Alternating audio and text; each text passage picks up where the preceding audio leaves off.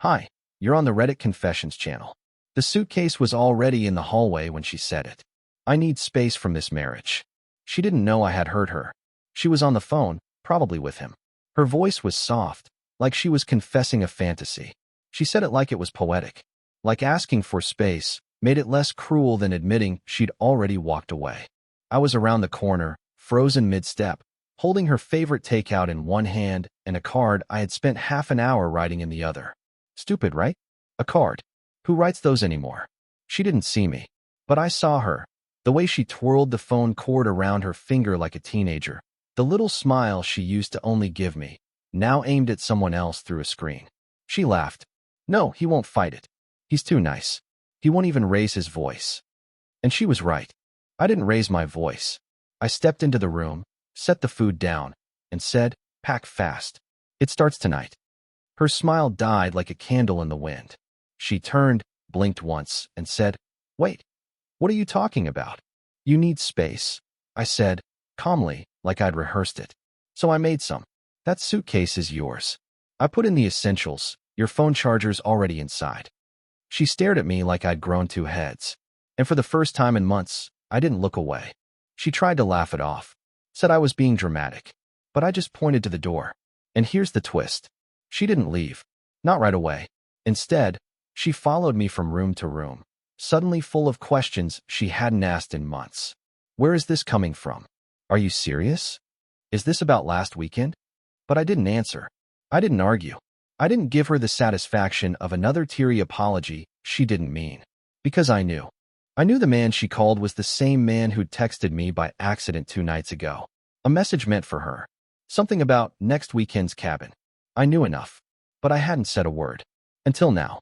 And by the end of the night, she was the one crying on the couch. She didn't leave that night. She just sat on the couch in her favorite overpriced robe, arms crossed like she was the one betrayed. I walked past her 3 times before she finally said something. "So that's it. You're throwing this away without a single conversation?" I could have laughed. A conversation? Where was that when I asked why her perfume was different 3 nights a week? Where was that when she came home at 1:30 a.m. and said, "Don't wait up next time"? I sat in the armchair across from her. You didn't want a conversation. You wanted distance. I'm just respecting that. She shook her head, this look of smug disbelief creeping back into her expression like she thought she still had the upper hand. "You're being passive-aggressive," she snapped. "You're acting like a child." That hit me harder than I'd like to admit. Not because it was true, but because it was the same line her mother used to throw at me when she thought I wasn't manly enough for her daughter. I didn't respond. I just nodded and stared at the muted TV like it was more important than this slow implosion of a marriage. Minutes passed, maybe more, and then she said it, casually, like it was just a passing thought. "You know, Dorian said you'd probably react like this." Dorian. That name. I'd suspected for a while, but hearing it fall from her lips like that, it made my stomach twist. Not a coworker. Not a friend. Dorian was her fitness coach. A guy I once shook hands with at her office party. A guy who, apparently, thought I wouldn't react. Still, I didn't raise my voice. I didn't accuse. I didn't ask for proof. I just got up, walked to the hallway, and wheeled her suitcase a little closer to the door. That's when the panic finally cracked through her voice. "Linwood, stop. This is ridiculous." I turned back and said, "No. What's ridiculous is thinking you can emotionally evacuate from this marriage while still living in it rent-free." That shut her up. For the first time in forever, she didn't have a snappy comeback. She just sat there, blinking, like I'd short-circuited her entire operating system. Maybe I had, but I wasn't done.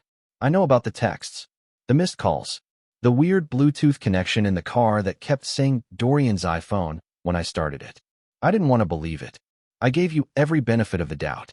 But you walked out of this thing long before I said a word. You just didn't expect me to open the door for you to go. She stayed silent. I left the room. By morning, she wasn't on the couch anymore, but the suitcase was still there, untouched. And that meant one thing. She wasn't done playing games. I found her in the kitchen. She was standing at the counter, eating cereal like it was any other Tuesday. Calm, casual, like we hadn't had a nuclear-level confrontation 6 hours earlier. I just stood there for a moment, watching her chew slowly with her back to me. I wasn't sure whether to laugh or scream. Then she turned around, leaned against the counter, and said, I thought about it, and I think we rushed things last night. Yeah, she said, brushing her hair behind her ear. I think maybe we both overreacted. I couldn't believe what I was hearing. Overreacted? She wanted space from our marriage. I gave her exactly that, and now suddenly she was acting like this was a disagreement over what movie to watch. I pulled out a chair at the table and sat down, not because I wanted to talk, but because I needed a second to process the gaslighting happening in real time. Corinne, I said slowly, you said you needed space. You implied, pretty clearly, that this marriage was suffocating you. She rolled her eyes. I didn't say suffocating. You're putting words in my mouth. I shook my head. Fine. What did you say then? She set her spoon down with a clink. I said I needed space. Emotional space. Not a punishment. Not being locked out. Not being told to leave. There it was. The twist. Suddenly, I was the villain for not groveling at her vague ultimatum. I guess she expected me to beg her to stay, promise to change, hand her the emotional steering wheel like I'd done 100 times before. But I was done driving blind. I stood up. If emotional space means seeing Dorian behind my back, then yeah, I'm not offering that kind of space. The way her eyes widened told me I'd hit the bullseye. You went through my phone, she snapped. No, I said. I went through our car. And guess what? His phone was in the recent Bluetooth list. Twice. She went silent. Not because she felt caught, but because she was calculating her next move. Then she laughed. That cold, hollow kind of laugh that doesn't come from amusement, but from discomfort and desperation. Wow, Linwood, you really are paranoid. I stared at her. Then tell me the truth. Are you seeing him? She didn't answer. Not with words. But her face, her body, her silence, it all screamed confirmation. And just like that, something inside me shifted. Not anger. Not rage. Just a dull, heavy clarity. I walked over to the counter, picked up her half-eaten cereal bowl, dumped it in the sink, and calmly said, if you're staying here, you're staying as a guest. No keys, no shared bed, no pretending. And if you step out that door with your suitcase, I'm changing the locks. Your call. She didn't say a word, just stared at me like she didn't recognize who I was. But neither did I. By noon that same day, she was gone. Not suitcase packed, door slammed gone. No, that would have been too honest for her style. She left quietly, like a ghost. No note, no text, just disappeared while I was taking a walk to clear my head. And honestly, for about 5 hours, I felt relief. Not sadness, not guilt, just the weird, unfamiliar sensation of breathing without tension. I spent the afternoon cleaning out the bedroom closet. I didn't touch her stuff yet, but I moved all my clothes to the guest room, just to make it final in my head. I even found some of our old photos in a drawer, her in Paris, me grinning like a fool behind her, and I stared at them for a long time, wondering how we ended up here. I didn't cry, not then, but when I went to make dinner, I realized she had taken more than just her silence. She took the keys to my car. At first I thought I misplaced them, but after tearing the place apart and even checking the trash, I knew what had happened. She knew I had an important early meeting the next morning. She knew I couldn't be late, so she took the car. On purpose. That wasn't distance. That was sabotage. I called her. Straight to voicemail. I texted, where are my car keys? I need them. No response. Then 10 minutes later, she replied with, you told me I'm a guest. Thought guests didn't get interrogated. I was stunned, not just by the pettiness, but by how fast she flipped from fake confusion to active revenge. It wasn't even subtle. She was daring me to react. So I didn't. Instead, I called my friend Dennis, my only real friend left since Corinne slowly edged everyone else out of my life. He showed up with his old pickup, handed me a spare key, and said, don't let her rewrite the story, man. I've seen this coming for years. That hit me harder than I expected. For years? We drove out to her office. Well, not her main office. The satellite one. The one she said was too far for me to ever stop by. Her car wasn't there, but Dennis made a quiet guess. Check the gym. The upscale one off Amber Lane. I felt sick. We pulled into the gym parking lot. Her car was there, and so was his. I knew it was Dorian's because the license plate had his stupid nickname, Domital, vanity plate, and all. I stared at it for a full minute before saying a word. Do you want to go in? Dennis asked. We can make a scene. I shook my head. No. I want to see how far she's willing to take this. We waited. 40 minutes later, she came out. Hair up, sweatshirt tied around her waist. Laughing at something, he said as he walked next to her, hand barely grazing hers. Not quite touching, just enough to stay deniable. That told me everything I needed. She was deep into it. She wasn't just cheating on me. She was already planning her new storyline. And that's when I realized something chilling. She hadn't just taken my car keys to inconvenience me. She wanted me to see this. She wanted me to snap. Because then, she'd have an excuse. But I didn't give her one. Not yet. After that parking lot moment, I didn't follow her. I didn't message her. I didn't even mention the fact that I saw her with Dorian. I just went home, fed our cat, which she'd stopped doing weeks ago, and watched the evening settle into silence. That night, I did something I hadn't done in a long time.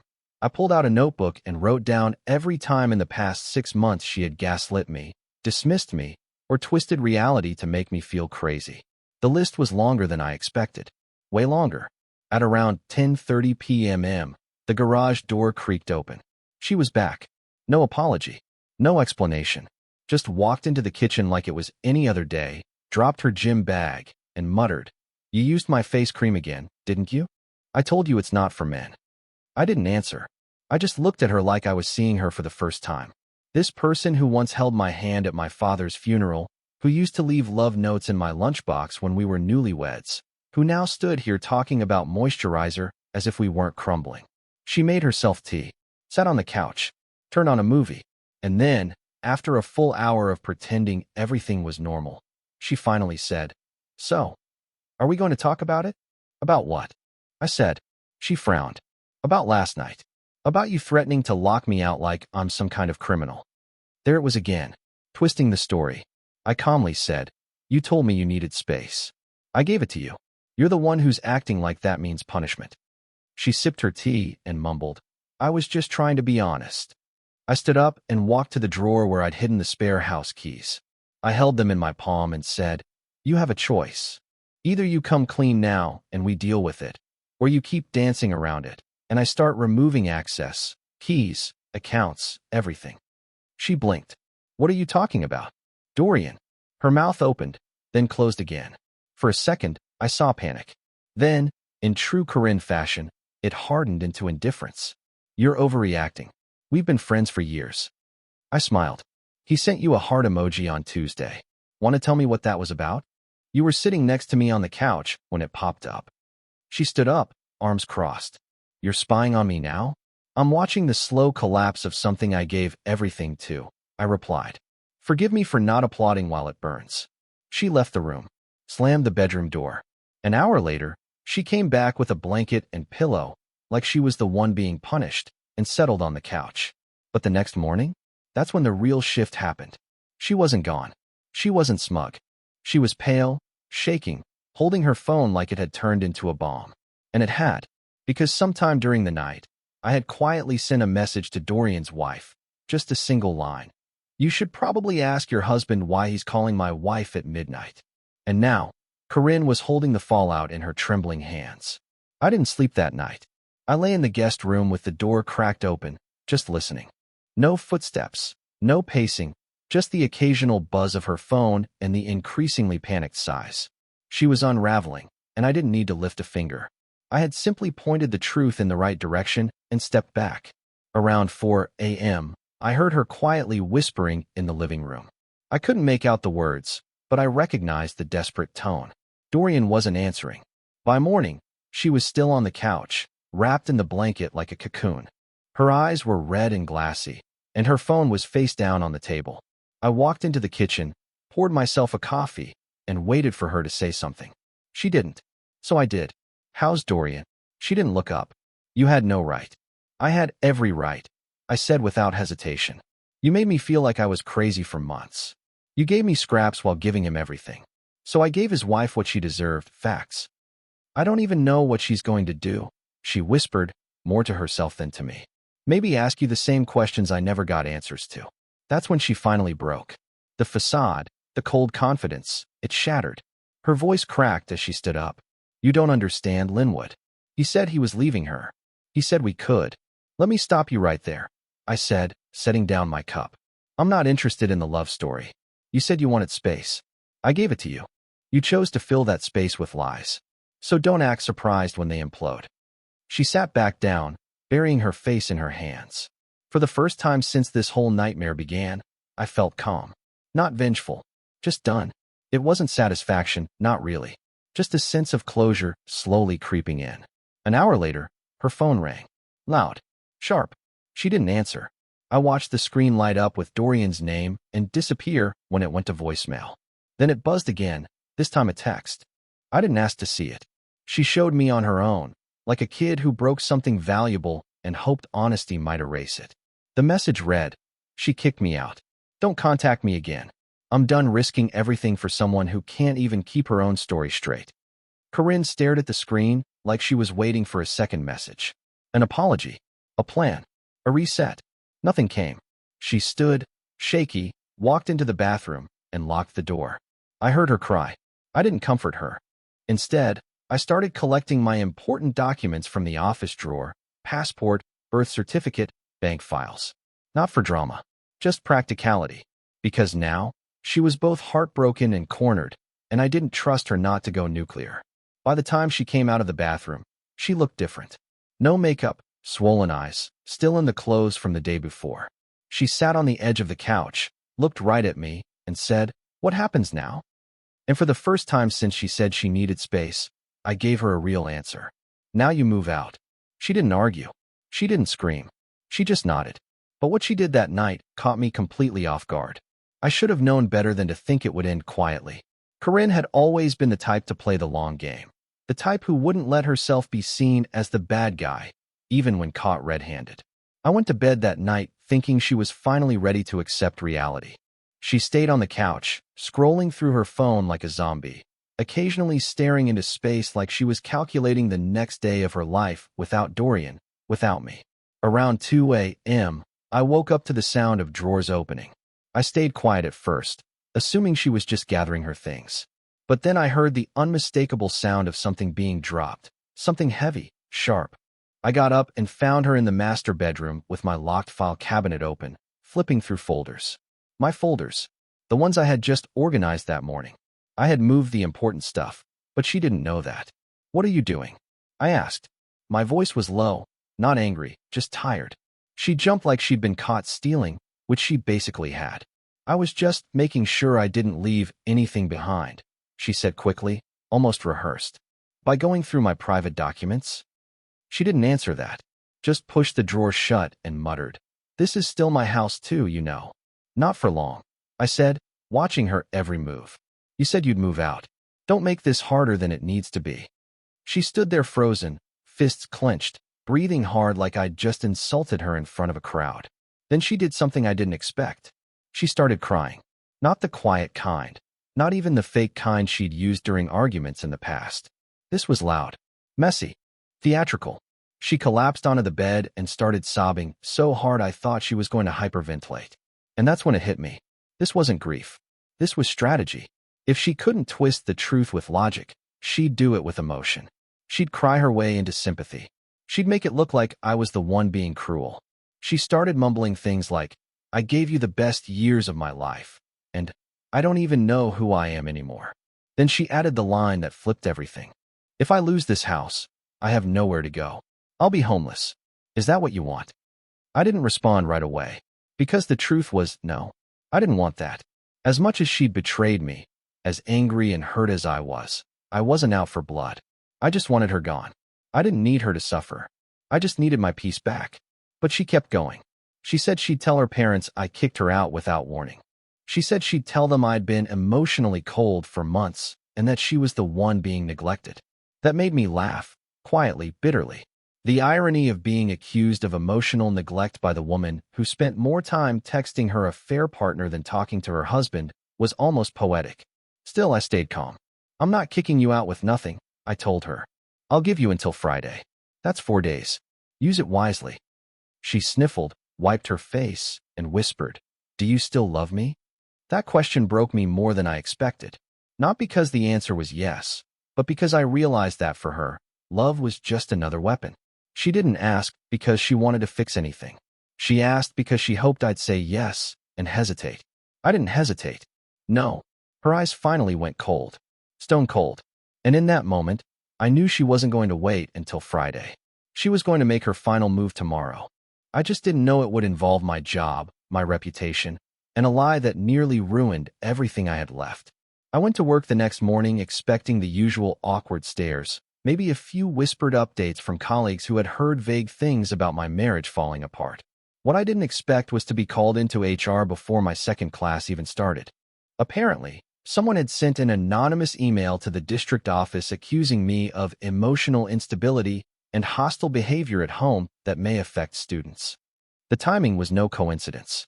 It was an act of desperation, one last grenade thrown into the center of my life by someone who couldn't handle the consequences of her own choices.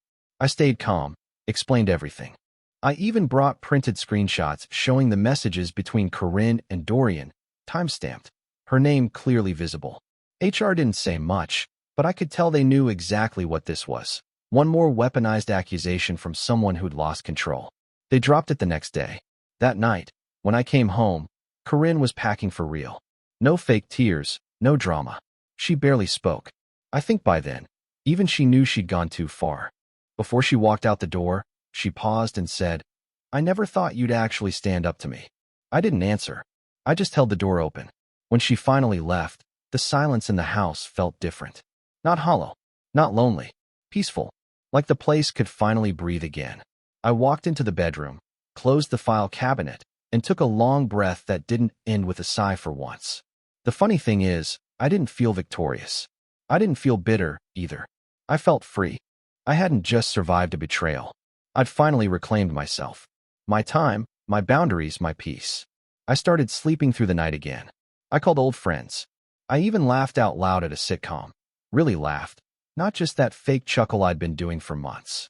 Last week, I got a letter in the mail from Dorian's wife. A simple note that said, "Thank you. I didn't know how deep it went until you sent that message. I'm rebuilding now. I hope you are too." I am. It wasn't easy. It still isn't. But I'd take real, messy healing over living in a polished lie any day. That's the end of the story, but not the end of the growth. If you've ever walked away from something that hurt more than it helped, you're not alone. Tell us in the comments. What's one moment from history where someone took a bold step toward freedom or truth? Let's talk about it. Don't forget to like, subscribe, and stay tuned for more real stories right here on Reddit Confessions.